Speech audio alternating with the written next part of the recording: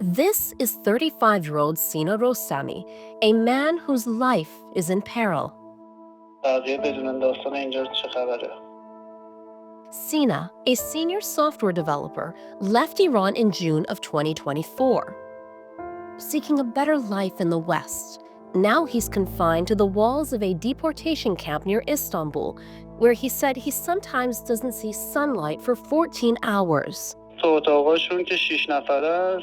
وضعیت سرویس بهداشتی و حمومش هم افتضاحه. یه شوفاژی که نصفش کار میکنه نصفش کار نمیکنه. بعضیاشون که اصلا شوفاژاشون خاموشه، چراغ که اصلا نداره.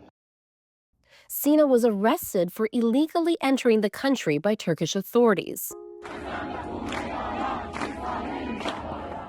He began his journey after being imprisoned for taking part in the Woman Life Freedom protests. Sina was locked up in Iran's notorious Evin prison and was reportedly tortured, threatened time after time with execution while being blindfolded.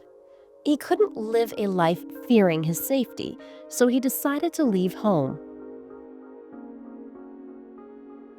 Sina first sought refuge in Turkey, but due to the circumstances and the challenges faced by refugees, he and some friends paid smugglers to take them to a third country, Greece.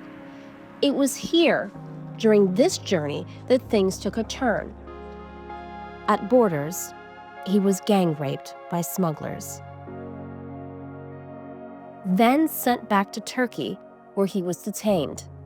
Unfortunately, he and another individual, they were arrested by authorities, and he was sexually assaulted.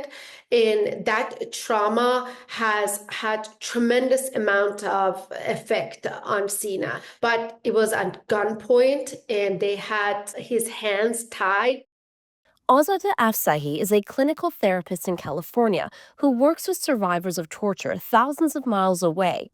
She's been helping Sina since they were introduced digitally through a network of Iranian dissidents. The trauma that he is enduring every day, and now that he was put in camp, in this deportation camp, all of those memories are coming back to him. Memories that no one deserves to live with. The conditions in the camp further highlighting what life is like for so many Iranian refugees. The latest numbers of Iranian refugees are from 2019. According to the United Nations Refugee Agency, 39,000 registered refugees are Iranian. The numbers, of course, are much higher now. وضعیت خدماتشون افتضاحه. تا چند وقت پیشم مشکل غذا بود، اسمم تو لیست غذا نبود. بچهای ایرانی دیگه غذا واسه من میگرفتن میآوردن. البته غذاشون هم که غذایی نیستش که قابل خوردن باشه. The reason I'm talking right now is because his life is in danger. Azadeh usually doesn't talk about her patients, but in this case, Sina has asked her to be an advocate. He's spent months in the camp and doesn't know when and if there's an end to all of this.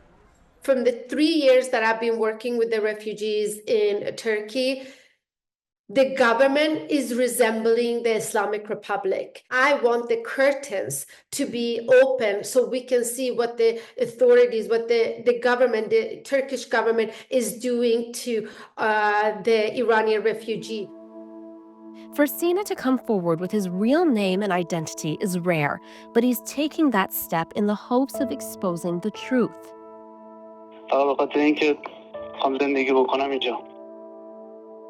Sina asks what his crime is. The crime, he says, of just wanting to live life. And if something isn't done to help Sina, he may be sent back to the homeland he sacrificed so much to flee.